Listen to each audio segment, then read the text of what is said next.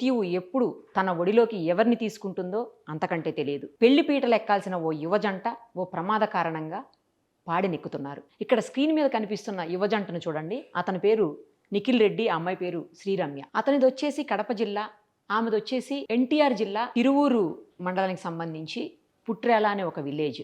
ఇద్దరు కూడా ఉన్నత చదువులు చదువుకున్నారు. ఇద్దరు కూడా వ్యవసాయ కుటుంబాల నుంచి, చాలా తక్కువ స్థాయి నుంచి వచ్చినటువంటి వ్యక్తులు. అతనికి కొంతకాలం క్రితం మనకు తెలుసు సిగాచి అనే ఒక ఫ్యాక్టరీ ఉంటుంది పాశమైలారంలో. మొన్న ఏదైతే ప్రమాదం జరిగి పదుల సంఖ్యలో చనిపోయారో అక్కడ అతను జాబ్ సంపాదించుకున్నాడు. ఆ తర్వాత ఎంఎస్సి పూర్తి చేసినటువంటి శ్రీరమ్య కూడా 6 నెలల క్రితం అదే కంపెనీలో జాయిన్ అయింది. ఇద్దరికి ఫ్రెండ్షిప్ కుదిరింది.